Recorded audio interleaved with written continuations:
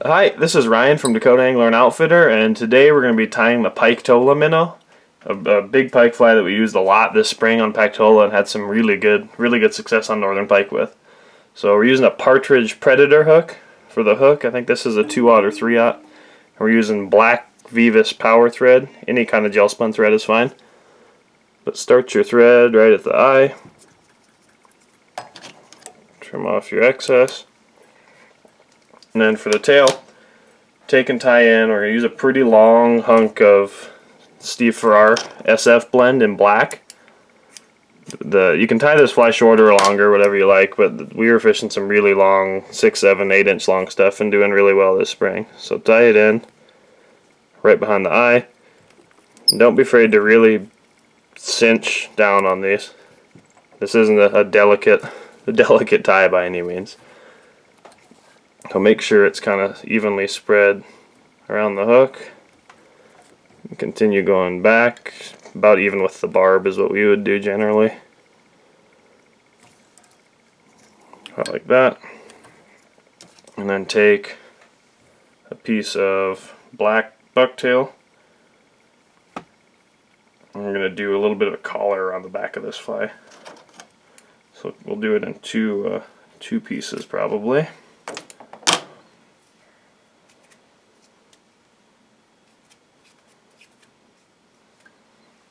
Take your bucktail,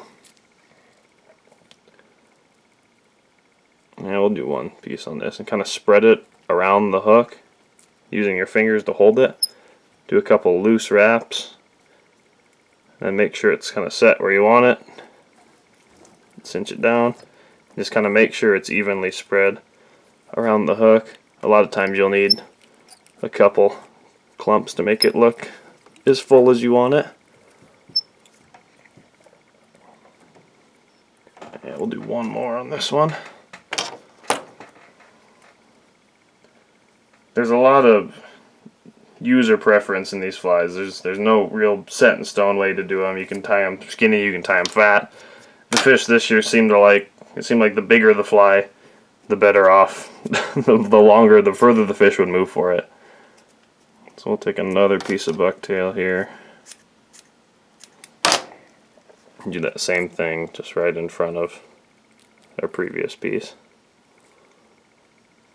Just kind of spread it around the hook.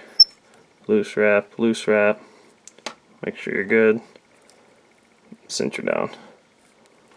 And then I just cover up the butts on these so you don't need to trim them.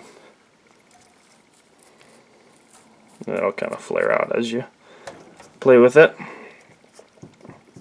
So then we're going to take a 3-inch Foxy EP brush, tie it in right in front of where we tied the bucktail down, and don't be afraid to really cinch down like that. Break your thread. But these flies too, super glue is always your friend. Alright, tie your Foxy EP brush in, and bring your thread about halfway up the total length of the hook. Then you're going to wind this forward while you're kind of folding the fibers back as you're winding it.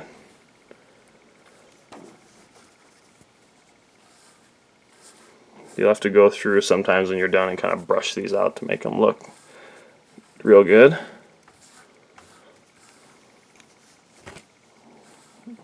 Alright, do one more. And just kind of focus on folding it back as you're wrapping it forward so all the fibers kind of go towards the back. And we can tie it down there.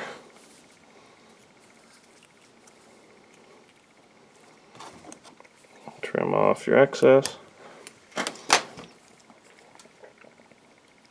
And fold it all back. Now what I do is I'll take my scissors and go through and just kind of pick out all this just to make sure there's no fibers that are trapped under the rest of the brush.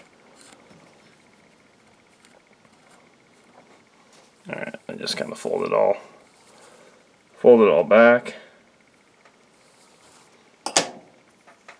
And you're going to take a piece of frizzle chenille for the head, the last step in this. Tie that in.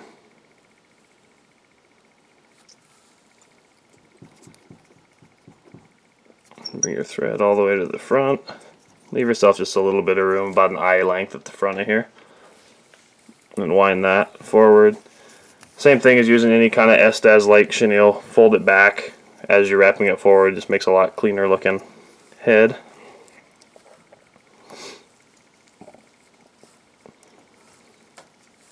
Keep doing that. Try and fit as much on here as you can. If it's a little more dense, it seems like they sink a little less and they kind of hover more, which the fish seem to really like. Alright, do one more. About like that. And wrap your thread around that. Do 2 or 3 wraps. Kind of fold everything back. And then do a couple more wraps right in front. And then trim off your excess. Fold everything back. Sometimes you have to do a few wraps over it, over the top of that chenille, just to make sure everything kind of flows the right direction. And then whip finish it. I usually do 2 on flies of this size. Do one. Do another. Like that. And trim off your thread. Alright, so then the fly is essentially done. The last step we do is put eyes on it. So I kind of take and fold the frizzle chenille so there's a flat side to it. So it's not quite as round and got a little more flatness on the sides of it. Then we're going to take, these are the 12.7 millimeter clear cure eyes. You can use smaller ones, but I like the look of bigger ones myself. And then take super glue, brush on right where you want your eye to be. And take an eye, set it on there. Then what I do is I flip over to the other side and do the same thing, then I'll pinch the eyes together to kind of seat them.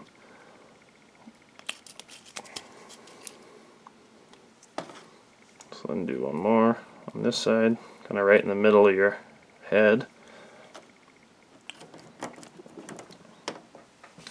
And take your second eye, stick it on there like so, and I just take and pinch them together like this.